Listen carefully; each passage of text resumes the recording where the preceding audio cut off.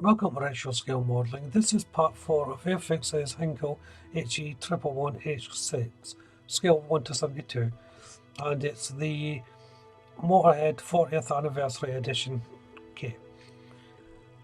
In the last build I concentrated on finishing off the cockpit. In this part I'm concentrating on the main build, finishing off the fuel assembly, placing on the wings, engine cowls and things like that. So let's jump into this and see how I get on. So it's now time to put on the wing, so that's what I'm going to begin with. So first of all, I'm just placing on the two upper section of the wings. Generally when you're doing these aircraft and that, you would have to build the wings up separately, but because this is the way it's designed, you build them up in stages, so just the top parts are going on now. I'm just putting a couple of clamps on to hold it in position, sort of doing it off camera a little bit, just to get it into position. But once they're all on, I can then place on the lower part of the wing. And then it's onto the flaps. There's 4 to put on, 2 on each wing. So I'm putting on the main one first. Now you can have these moving if you wish. It can be a little bit tricky, but it is possible.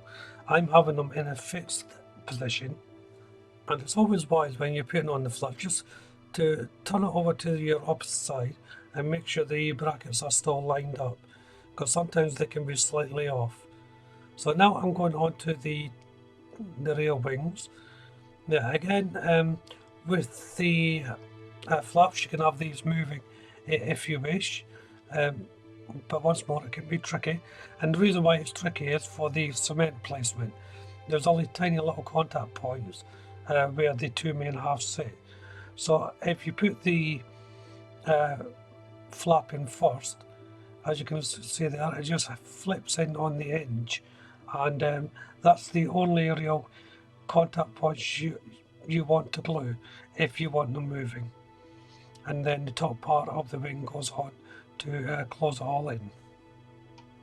And once the wing's dry, it's time to place them in. Now they just get pushed into the location.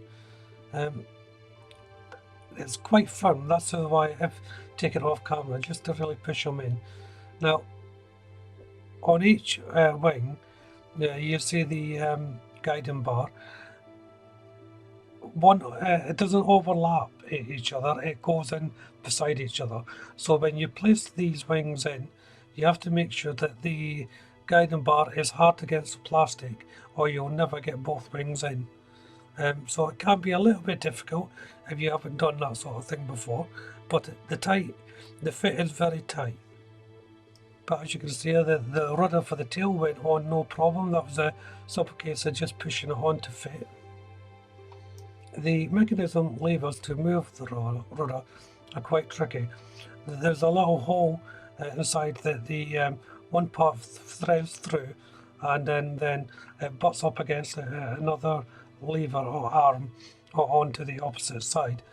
Now, I put these in now without thinking. I really should have put those on after I put the decals on, because it just makes the decals going a lot easier. It's just a little mistake I made, but you can see them on there. They fit quite well, and I do like the design of these, but I should have put them on after the decals. But nevertheless, it's onto the engine cowl now, and as you can see, they're made up in several little parts. But mostly you're just making up the mere intake, which I'm doing here. It does sit in a sort of angle, so hence why you're having to make it up separately, and then that gets fitted onto the main unit, which is 2 halves just bonded together. And that's pretty much it for the top and bottom to the intakes as well. So if you are doing this kit, make sure you don't get them mixed up. It's pretty hard to get them mixed up, but if you do what I do and cut all the parts off the sprue first before assembling, it then can get a little bit easier to mix up the parts. And then the last to go on are the exhaust ports. Each one has its own location pins in a slightly different area so that you don't get them mixed up.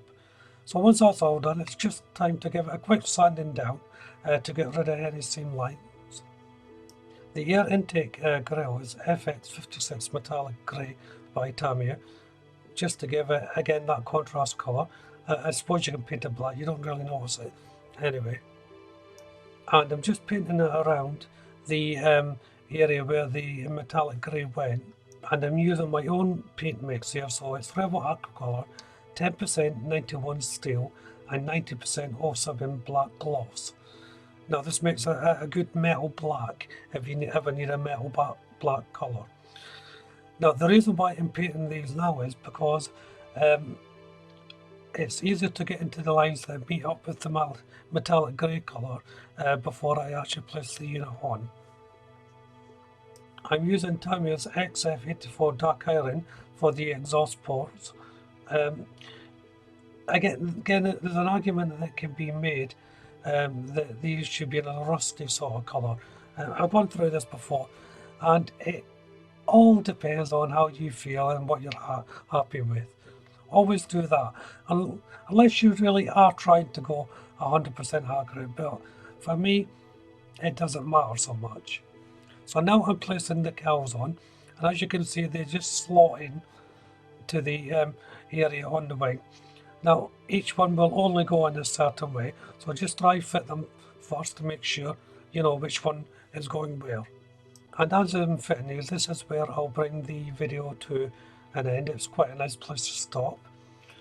So in the next part, I'll be dealing with the canopy and all the painting.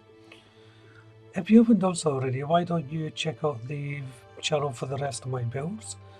If you hit the subscribe button and the little bell notification, you'll be kept up to date with all my builds, including this one. Hit that like button, leave a comment, and of course don't forget to share. So thank you all very much for watching. Bye bye.